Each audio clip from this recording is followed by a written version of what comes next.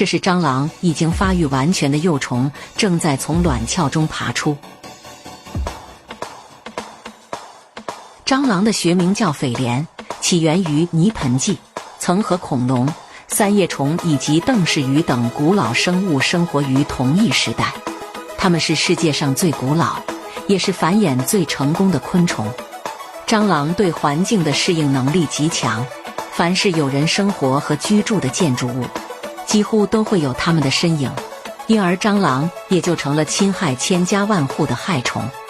它们最喜欢温暖潮湿、食物丰富和多缝隙的环境，所以厨房总是这种害虫最喜欢出没的场所。它们喜暗怕光，昼伏夜出，广泛的食性让它们甚至可以吃下粪便和脓血痰液，以及各种食物残渣、生活垃圾和腐败的有机质。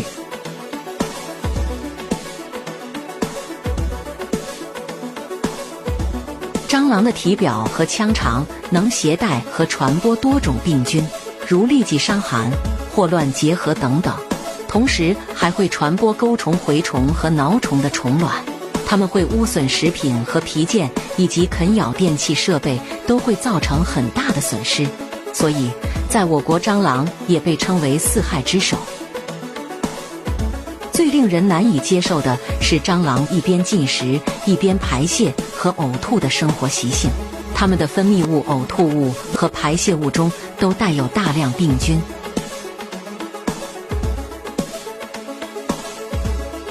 人一旦食用了这些被污染的食品，不仅致病，还会引起人体过敏反应。亿万年以来，它们的外表虽然并没有多大变化，但是却进化出了超强的适应能力和生命力，一直到今天，广泛地分布于世界的各个区域和角落。值得一提的是，蟑螂在被去掉头部以后，竟然还能够存活9天，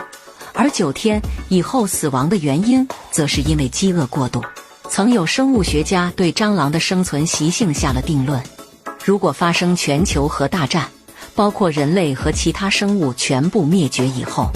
唯一能继续在地球上生存的大概只有蟑螂了。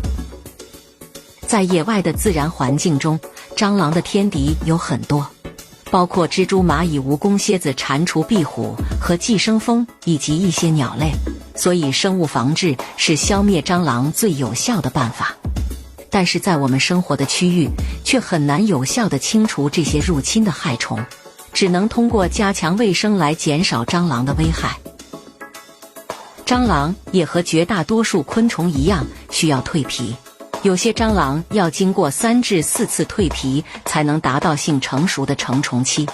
而有些种类的蟑螂甚至会蜕皮10次以上。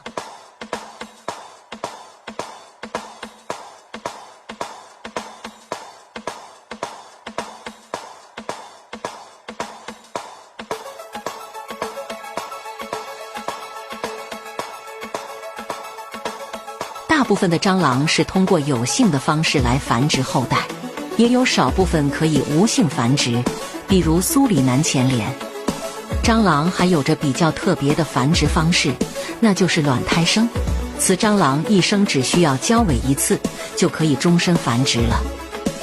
此蟑螂产下的卵由特殊的胶质囊包裹着，这样的卵鞘对于卵有着保护的作用，并且卵鞘可以离开母体，卵鞘里的卵还能自行孵化，温度越高，这些卵就孵化得越快。刚刚钻出卵鞘的幼虫呈现白色透明状。蟑螂属于不完全变态的昆虫，它们一生只经过卵和若虫以及成虫3个阶段，其中卵期1至3个月的时间，而若虫则在半年至1年半的时间里，经过多次蜕皮，才能发育完全至成虫期，然后就可以繁殖下一代了。蟑螂虽然让人憎恶，但是据现代医学研究表明，这种人人厌烦的昆虫居然有着一定的药用价值，它的提取物对人类的一些疾病有着不错的辅助治疗作用，并且养殖蟑螂还能处理大量的生活垃圾，所以就有了大型的蟑螂养殖基地。